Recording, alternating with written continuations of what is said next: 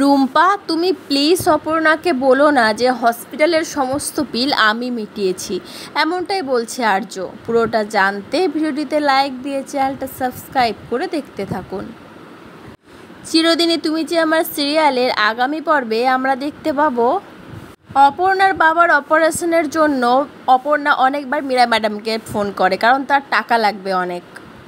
কিন্তু Meera madam phone না ধরায় অপর্ণা ডাইরেক্ট চলে যায় অফিসে গিয়ে অফিসের স্টাফের সাথে কথা বললে সে জানায় যে অপর্ণা মেডিকেল ইন্স্যুরেন্স পাবে, মানে অপর্ণা টাকা পাবে, কিন্তু তার জন্য মীরা ম্যাডামের একটা সাইন দরকার। কিন্তু অপর্ণা তো মীরা ম্যাডামকে ফোনে পাচ্ছেই না। তাই সে ঠিক করে যে সে মীরা ম্যাডামের বাড়ি যাবে, কারণ তাকে ওই সাইনটা নিয়ে আসতেই হবে তার বাবাকে ঠিক করার জন্য।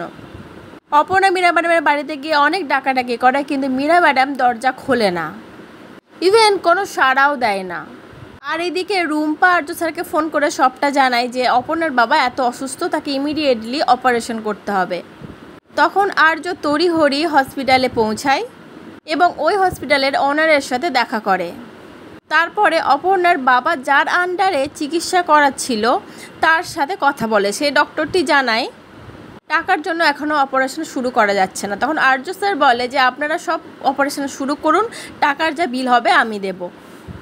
তারপরে আর্য নিজে গিয়ে রিসেপশনিস্টের ওখানে সমস্ত বিল ক্লিয়ার করে সেখান থেকে খুব তাড়াতাড়ি বেরিয়ে যায়, কারণ সেখানে অপর্ণাদের বাড়ির ওখানে অনেক লোক ছিল। আর্য ভেবেছিল ওকে দেখলে হয়তো উল্টোপাল্টা কিছু ভাবতে পারে, তাই সে খুব তাড়াতাড়ি বিলটা মিটিয়ে বেরিয়ে যায়।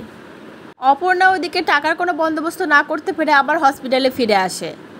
অপর্ণা তখনও পর্যন্ত জানে না যে আর্য সমস্ত পেমেন্ট ক্লিয়ার করে দিয়েছে। অপর্ণা তখন কাঁদতে কাঁদতে এসে যে ডাক্তারের আন্ডারে তার বাবার ট্রিটমেন্ট হচ্ছিল তার কাছে জোরহাত করে বলে, প্লিজ স্যার আপনি আমার বাবার ট্রিটমেন্টটা শুরু করে দিন, বলে খুব কাঁদতে থাকে। তখন সেই ডাক্তার হিমাদ্রি বাবু জানায় যে তোমার বাবার অপারেশন অলরেডি শুরু হয়ে গেছে, ইভেন সমস্ত টাকা ক্লিয়ার হয়ে গেছে, মানে সমস্ত পেমেন্ট করা হয়ে গেছে। অপর্ণা আশ্চর্যভাবে ভাবতে থাকে যে এত টাকা কে দিল।